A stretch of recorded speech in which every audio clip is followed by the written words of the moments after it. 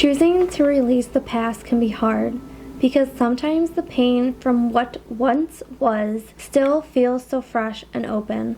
But really, I want you to think about this question right here. If we can't change the past, then why do we continue to live in it? I bet that if I asked any of you if you've ever been hurt by someone you loved, a friend, or someone that you thought that would always have your back, I'm pretty sure all of us would say yes. Sometimes when we feel like we are reliving the same sad memories, it can start to make us feel like we are going in a never-ending circle that we just can't seem to break out of. No matter how hard we try, we just keep going around and around. I don't think that we realize that the only way for us to stop from constantly going around in that circle is to cut ourselves off from the emotional attachment we have with the past, especially those negative experiences. We will always find it hard to accept that someone has hurt us, and sometimes recognizing an unhappy ending makes us feel weak and sometimes just downright embarrassed. According to Eckhart Tolle, the most popular spiritual author in the United States, once said, "There is a fine balance between honoring the past and losing yourself in it. You can acknowledge and learn from your mistakes you've made and then move on. It's called forgiving yourself. So to move on from the past, you must start to reframe the relationship you have with it." Sometimes I think to avoid feeling the most pain we feel when someone does us wrong, we start to idolize a version of the past that makes us look like more of a hero, and we start to blame others instead of taking ownership for what happens. Now, don't get me wrong, in many occasions, the person who did something to you and caused you pain absolutely is the one to blame. But sometimes when you think about it and you start thinking about the past, you can kind of sort of put the blame on yourself too, because you let that situation go on for so long. Now, in some instances, when you're just a child and something happens to you, then of course you're not to blame. It is whoever was doing that thing to you.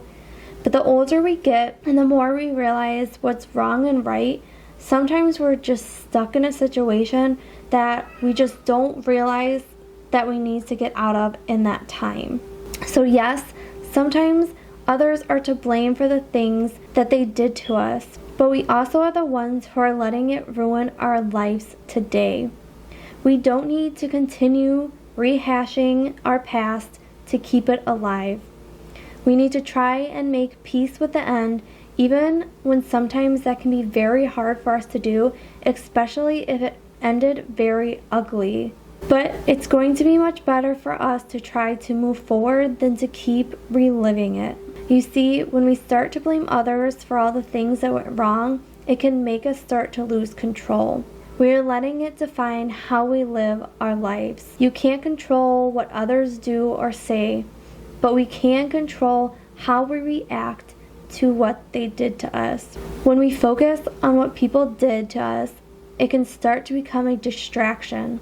Try to regain control of what you can manage and choose to live a life on your terms, not someone else's. One of the biggest things you can do for yourself is to learn to forgive yourself. When things seem to be going wrong in life, we often tend to blame ourselves. For some people, they have that perfectionist mindset that takes over because they think everything should be perfect. For others, we feel like even when we did nothing wrong, it's still our fault. We all make mistakes and that's fine, but we need to learn to forgive ourselves for those mistakes. Mistakes are not the final destination, but just a short stop to prepare us for the journey ahead. We must learn from them and continue to move forward. Another thing we do is let our problems define who we are. We get so stuck in the past that we forget to separate what happened to what's going on today. So according to Eckhart Tolle, we also create and maintain problems because they give us a sense of identity. We all have stories to tell about our lives, but what kind of story do you want people to tell? Don't let the problems of the past become your identity of the future. Don't let those bitter experiences of the past become who you really are. As hard as it's going to be to let go of the past. But when you start to let go of the past, it will help make space for new great stories in the future ahead. We need to start focusing on the here and now and become at peace with ourselves. So usually, all of our struggles stem from an attachment to the one thing that was so traumatizing to us in our lives. There's nothing wrong with loving someone, but the problem begins when we start to attach ourselves to them, and that can cause us a fear of losing what we have. Even when it gets bad, even when we are mistreated, even when we're being abused by somebody, we feel an attachment to them because we are so scared to let go of that relationship. We start to think about all the good times and try to forget all the bad things that they've done to us. We are worthy of so much more, and when we finally decide to let go, it seems to haunt us for a long time. My ex, I dated him for 6 years, and he was very mentally abusive to me. And over that 6 years, I just never in my mind thought that anything was wrong. But then when I left him, finally, I looked back on all the times that I thought I was to blame for everything that was going on. I was to blame for him not being home. I was to blame for him changing his password. I was too insecure about what was going on, and it was all my fault. But at the end of the day, I realized that it wasn't my fault. He was just very good at manipulating everything and turning it back towards me to make me feel like it was my fault and not his, when in reality, he was the one that was mistreating me. Now, even after leaving him, it haunted me for years. Even when I got into my new relationship with the man that I call my fiance, it was hard not to think that he was going to do what my ex did to me, that he was going to cheat on me and lie to me and hide things and constantly change his code on his phone. But guess what? He didn't. So I had to reframe the way I thought and acted towards the things he did. Every time we fought, I thought, this is it, he's gonna break up with me. But it was just simply a fight. We have to rewire our brains to start thinking differently, because that past will always constantly come in and haunt us if we let it. No matter if it's a relationship, a job, even something that traumatized us as a kid. If we keep letting it come up and just ruin our lives, then we'll never be able to live happy lives and move on in the future. Now, I want you to remember that when you decide to let go of the past, that does not mean you will forget what happened. It just simply means that we are choosing to let go of it and move forward with our lives. We don't suffer from the relationship ending. We start to suffer from the relationship we wanted it to be. It also doesn't mean that our future relationships will end up or be like the last ones. We need to be open to what the future holds for us, because if we keep thinking that what happened in the past will happen again, then we will never be able to live our lives truly and live a life that we love. Also, we need to learn how to live in the here and now, and to start remembering all the good things that are happening in our lives today. Because sometimes we're so caught up in the past that's haunting us that we're not even noticing the good things around us. So here are 4 tips to help you forgive and to let go. Number 1 is to focus on the letting go part.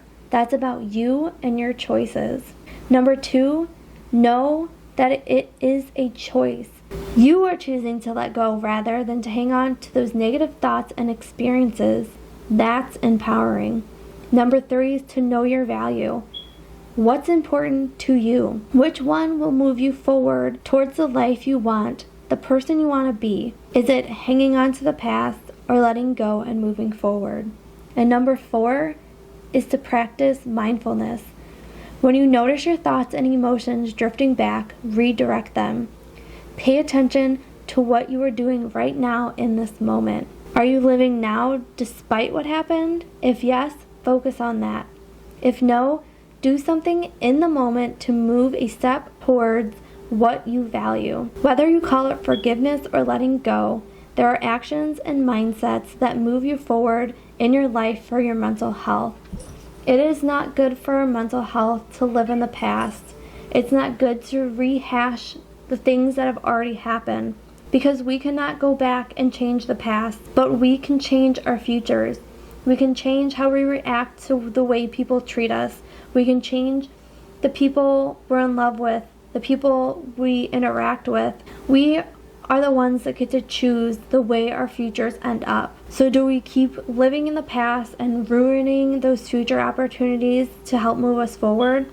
Or do we choose to forgive ourselves for the things that we did wrong and the things we didn't do wrong and move forward to a life we love? Now, one of the things that people also say is to forgive that person that did you wrong. Now, that can be hard to do, and you don't have to go to that person and be like, I forgive you for what you did. But something I did for myself was I forgave myself for sitting in a relationship for so long. And I will never forgive my ex for truly what he did to me, but I am thankful that I took myself out of the situation. Now, forgiving him for what he did to me is going to be hard, and saying, I forgive you for the stuff you did to me. But if I start slowly making steps to improving what happened, then I'll live a better life in the future. Like right now, I'm with a man who loves me for who I am, treats me with respect, and would never do what Max did to me. But if I kept choosing to rehash what happened in the past, my relationship with him would crumble. So sometimes I think too that we forget that if we keep bringing up the past, then whatever relationships we want to have in the future are just going to keep getting ruined because of what happened. So we need to stop, reframe, and redirect our brains to think, this happened, yes, but I'm not going to choose for it to keep letting it ruin my life every day. I'm going to choose to slowly take steps towards a better future and to letting go. And again, like I said, it's not like it's going away and we're going to forget, because you don't ever forget the things that happened to you that were so traumatizing. But we're just choosing to release that pain and just let go of it so we can be a happier person and have a bright and open future. I really hope this episode was eye-opening for you and can hit home for some people that might need to realize that we're holding on to our past selves and our past traumas when we need to learn how to slowly open up and let go and start leading us towards the life and the future we want. So like always, I want you to remember that you are never alone and that I love you.